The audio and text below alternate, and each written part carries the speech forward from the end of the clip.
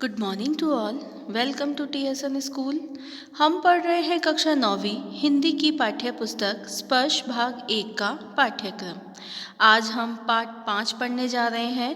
पाठ 5 में आपको गणेश शंकर विद्यार्थी जी द्वारा लिखा गया एक लेख दिया गया है जिसका शीर्षक है धर्म की आड़।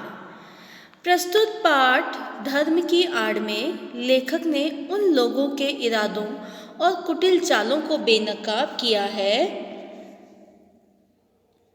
जो धर्म की आड़ लेकर जन सामान्य को आपस में लड़ाकर अपना स्वार्थ सिद्ध करने की फिराक में रहते हैं। मतलब कुछ लोग ऐसे हैं जो अपने इरादों के खातिर जो जन सामान्य के मतलब जो साधारण से जो लोग हैं उनको आपस में लड़ाकर अपना स्वार्थ सिद्ध करते हैं। और किसकी आड़ में? धर्म की आड़ में।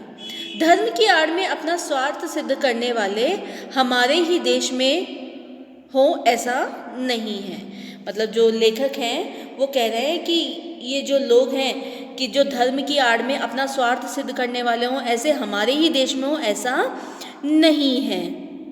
लेखक ने इस पाठ में दूर देशों में भी धर्म की आड़ में कैसे कैसे कुकर्म हुए हैं, कैसी कैसी अनीतियाँ हुई हैं, कौन कौन लोग, वर्ग और समाज उनका शिकार हुए, इनका खुलासा किया है। तो चलिए हम भी लेखक की दृष्टि से जानें कि धर्म की आड़ में किस प्रकार के लोग कुकर्म करते हैं, किस प्रकार के लोग जन सामान्य को मूर्ख बनाते हैं और वे किस तरह से लोगों को आपस में लड़वाते हैं। तो शुरू करते हैं पाठ 5 धर्म की आड़। इस समय देश में धर्म की धूम है, उत्पात किए जाते हैं तो धर्म और ईमान के नाम पर और जिद की जाती है। तो धर्म और ईमान के नाम पर क्या कह रहे हैं कि अभी जो देश है मतलब हमारा जो देश है वहाँ पर धर्म की धूम है। मतलब धर्म के नाम पर लोगों से कुछ भी करवाया जाता है, उत्पात किए जाते हैं, मतलब खुराफात की जाती है।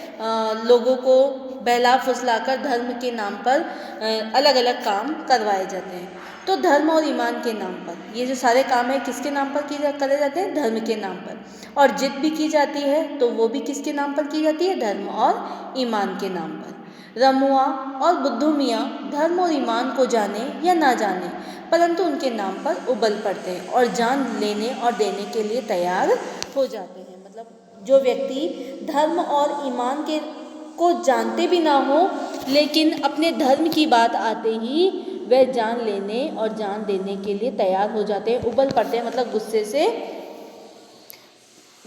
लोगों पर गुस्सा करने लगते हैं। देश के सभी शहरों का यही हाल है। मतलब हमारे देश के जितने भी शहर हैं वहाँ पर यही हाल है कि जो लोग अमीर वर्ग के जो लोग हैं वो धर्म के नाम पर लोगों के साथ अत्याचार कर रहे हैं, उनकी स्वार्थ सिद्धि कर रहे हैं। उबल पड़ने वाले साधारण आदमी का इसमें केवल इतना ही दोष है कि वह कुछ भी नहीं समझता बूझता। जो व्यक्ति गुस्सा करते हैं, जिनको धर्म के नाम पर कुछ भी नहीं पता है, वो व्यक्ति गुस्सा करते हैं, उन्हें सिर्फ और कुछ नहीं मालूम, उन्हें सिर्फ इतना मालूम है कि ये हमारे धर्म के लिए भला बुरा कह रहा है, उन्हें और कुछ नहीं सूझता। और दूसरे लोग उसे जिधर जोत देते हैं उधर जुत जाता है। मतलब जो लोग ये बताते हैं कि ये तुम्हारे साथ गलत काम कर रहा है तो वो उस व्यक्ति की बात को सही मान लेता है क्योंकि उन्हें उस बारे में कुछ भी नहीं पता है। यही तो है कि लोग धर्म के नाम पर उनसे क्या क्या काम करवा लेते हैं और वो लोग ईश्वर के नाम पर ये सोचते हैं कि ठीक है ये ईश्वर के का, जैसे आपने देखा होगा अंधविश्वास, ठीक है ना, जैसे अंधविश्वास में ईश्वर का नाम लेके कि तुमने भगवान के साथ ऐसा कर दिया इसलिए तुम्हारे साथ ऐसा हो रहा है, तो वो ईश्वर के नाम पर उनसे बहुत पैसा भी नोचता है और उनसे गलत काम भी करवाता है, ठीक है ना। तो दूसरे लोगों को मतलब अगर पता ही ना हो कि धर्म क्या है, ईमान क्या है, लेकिन उनको कहते हैं कि तुम्हें ये काम करना है तो वो भी काम कर देता है, जहाँ जिधर जोतो उधर जुत जाता है, यानी जो काम उसे कहते हैं वो करने लग जाता है। यथार्थ दोष है कुछ चलते पुर्जे पढ़े लिखे लोगों का जो मूर्ख लोगों की शक्तियों और उत्साह का दुरुपयोग इसलिए कर रहे हैं कि इस प्रकार जाहिलों के बल के आधार पर उनका नेतृत्व और बड़प्पन कायम रहे। मतलब जो पढ़े लिखे लोग हैं वो मूर्ख लोगों की शक्तियों और उत्साह का दुरुपयोग, मतलब जो लोग धर्म ईमान को नहीं समझते हैं उन लोगों को मूर्ख बना रहे हैं, ठीक है ना, और उन लोगों की शक्तियों का दुरुपयोग कर रहे हैं। इसके लिए धर्म और ईमान की बुराइयों का काम लेना उन्हें सबसे सुगम मालूम पड़ता है, सुगम है भी। अब जो क्या कह रहे हैं कि जो व्यक्ति बिना किसी वजह से, बिना किसी कारण के ही एक सेना का नेतृत्व करने लग जाता है, अपना बड़ापन कायम रखता है, उनकी बुराइयां भी क्या लगती है, सुगम लगती है, और सुगम है भी, क्योंकि उन्हें उस बारे में कुछ पता भी नहीं है। साधारण से साधारण आदमी तक के दिल में ये बात अच्छी तरह बैठी हुई है कि धर्म और ईमान की रक्षा के लिए प्राण तक देना वाजिब है। मतलब कोई भी व्यक्ति हो, सबके दिमाग पर यही बात छाई हुई है कि धर्म और ईमान के नाम पर हमें अपनी जान भी दे देनी पड़े तो उसके लिए भी हमें पीछे नहीं हटना है। ये वाजिब है, वाजिब मतलब ये सही है। बेचारा साधारण आदमी धर्म के तत्वों को क्या जाने, लकीर पीटते रहना ही वह अपना धर्म समझता है। मतलब जो पीढ़ी दर पीढ़ी जो काम चलते आ रहे हैं, उन कामों को वो अपनी पीढ़ियों के अनुसार ही करता चला आ रहा है और यही समझता है कि यही धर्म है और इसे करना हमारा कर्तव्य है। उसकी इस अवस्था से चालाक लोग इस समय बहुत बेजा फायदा उठा रहे हैं। बेजा मतलब गलत फ़ायदा उठा रहे हैं। जिन लोगों को अब धर्म की कोई परवाह नहीं है, लेकिन वो धर्म की आड़ में फिर भी गलत काम करके, जो जनसाधारण के लोग हैं, जिन्हें धर्म में आस्था है, जो धर्म के नाम पर अपनी जान भी देने को तैयार है, उन लोगों का वो गलत फ़ायदा उठाते हैं। कौन लोग? जो चालाक लोग हैं, ठीक है, जो अपने स्वार्थ सिद्धि के लिए दूसरे लोगों का, जो गरीब लोग हैं, उनका फ़ायदा उठाते हैं। पाश्चात्य देशों में धनी लोगों की गरीब मजदूरों की झोपड़ियों का मजाक उड़ाती हैं। अट्टालिकाएं आकाश से बातें करती। अट्टालिकाएं मतलब ऊंचे ऊंचे जो मकान होते हैं पाश्चात्य देशों, मतलब विदेशों में। मैंने आपको स्टार्टिंग में बताया कि ऐसा नहीं है कि स्वार्थ सिद्धि करने वाले हमारे ही देश में हैं। लेखक के अनुसार स्वार्थ सिद्ध करने वाले जो लोग हैं वो दूसरे देशों में भी धर्म की आड़ में कैसे कैसे कुकर्म कर रहे हैं, ये हमें देखना है। तो वहाँ की जो बड़ी बड़ी इमारतें हैं, ऊंची ऊंची इमारतें हैं, मानो ऐसे लगती है जैसे आकाश से बातें कर रही हो। और जो गरीबों की झोपड़ियाँ हैं, धनी लोग यहाँ पर क्या है, अमीर लोग ना, और गरीबों की जो झोपड़ियाँ हैं वो लगता है उनके सामने मजाक बनकर रह गई हों। गरीबों की कमाई से ही वे मोटे पड़ते हैं। मतलब गरीब जो उनके घर पर उनके जो बिजनेस हैं उनमें काम करते हैं, ठीक है, उन्हीं से तो उनको पैसा मिलता है, लेकिन उनको वो क्या देते हैं, उनकी मेहनत का पूरा पैसा भी उनको नहीं देते, और उन्हीं की कमाई से वे मोटे पड़ते हैं। मतलब उन्हीं की कमाई से वे और ज़्यादा अमीर हो जाते हैं, और उसी के बल पर वे सदा इस बात का प्रयत्न करते हैं कि गरीब सदा चूसे जाते रहें। मतलब वो यही सोचते रहें कि उन्हें हर बार लालच दे दिया जाता है कि तुम्हें इतना फ़ायदा होगा, इतना होगा, और वो लोग समझ नहीं पाते हैं। लेकिन फ़ायदा किसका होता है? अमीरों का होता है, और गरीब वहीं का वहीं गरीब रह जाता है, हमेशा चूसा जाता है, मतलब हमेशा उसका शोषण होता है। यह भयंकर अवस्था है। इसी कारण साम्यवाद, बोल्शेविज्म आदि का जन्म हुआ। साम्यवाद का अर्थ क्या होता है?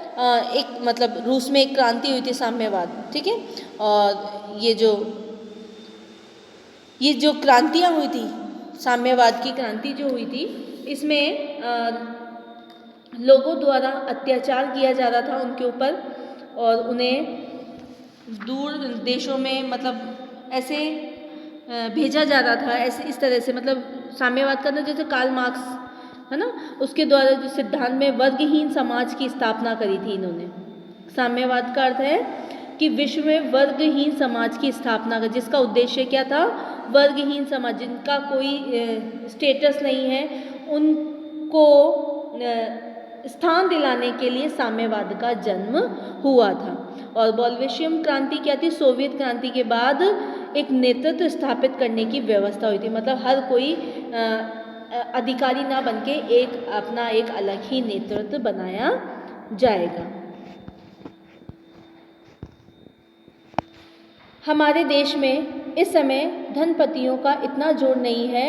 यहाँ धर्म के नाम पर कुछ गिने आदमी ही हीन अवस्था की सिद्धि के लिए करोड़ों आदमियों की शक्ति का दुरुपयोग किया करते हैं। मतलब हमारे अब पहले ये तो बात पिछले पैराग्राफ में हमने क्या पाश्चात्य देशों के बारे में पढ़ा कि जो गरीबों की झोपड़ियाँ हैं वो, और जो अमीरों के जो ऊंचे घर हैं वो गरीब व्यक्तियों की झोपड़ियों का मजाक उड़ा रहे हैं। और हमारे देश में क्या है, हमारे देश में धनपतियों का इतना जोर नहीं है। यहाँ धर्म के नाम पर कुछ गिने आदमी ही हीन स्वार्थ की सिद्धि के लिए करोड़ों आदमी, मतलब वहाँ पर तो पैसों के आधार पर लोगों का शोषण किया जा रहा है, और हमारे देश में धर्म के नाम पर अपना स्वार्थ सिद्ध करने के लिए करोड़ों आदमियों की शक्ति का दुरुपयोग किया जा रहा है। गरीबों को धनाढ़ द्वारा चूसा जाना इतना बुरा नहीं है जितना बुरा यहाँ यह है कि वहाँ है धन की मार और यहाँ है बुद्धि की मार। मतलब जो विदेश में है वहाँ तो धन की मार है, मतलब लोगों को पैसों के आधार पर उनका शोषण किया जाता है। उन्हें कहा जाता है कि आपको इतना पैसा मिलेगा, लेकिन उन्हें उतना पैसा ना देकर उन्हें कम पैसा दिया। और यहाँ पर क्या है, बुद्धि की मार है। बुद्धि की मार का मतलब क्या आता है कि लोग दूसरे जो गरीब लोग होते हैं उनकी बुद्धि को भ्रष्ट कर देते हैं, उनकी बुद्धि को ही भ्रमित कर देते हैं और बुद्धि पर अपना जोर डालकर उन्हें अपने वश में कर लेते हैं और उनसे काम करवाते हैं। बुद्धि पर क्या डाल देते हैं, पर्दा डाल देते हैं। वहाँ धन दिखाकर करोड़ों को वश में किया जाता है और यहाँ मन माना धन पैदा करने के लिए जोर दिया जाता है। मतलब जो पाश्चात्य देशों मतलब विदेशों में धन दिखाकर, मतलब पैसा दिखाकर करोड़ों को वश में किया जाए, मतलब लोगों को वश में कर लेते हैं, फिर उनको धन पैदा करने के लिए जोर दिया जाता है। मतलब उनको एक मतलब उसमें बिजनेस में लगा देते हैं और उन्हें कहते हैं कि तुम्हें ये काम करना, तुम्हें इतना पैसा मिलेगा, लेकिन उनको उतना पैसा ना देकर उनका शोषण किया जाता है। और अपने यहाँ पर क्या है, बुद्धि पर पर्दा डालकर पहले ईश्वर और आत्मा का स्थान अपने के लिए लेना, फिर धर्म और ईमान ईश्वर आत्मा के नाम पर अपने स्वार्थ सिद्धि के लिए लोगों को लड़ाना और भिड़ाना। मतलब यहाँ पर क्या है, बुद्धि पर पर्दा डालकर लोगों को लड़ाते भिड़ाते हैं, ये इनका काम है। धन्यवाद।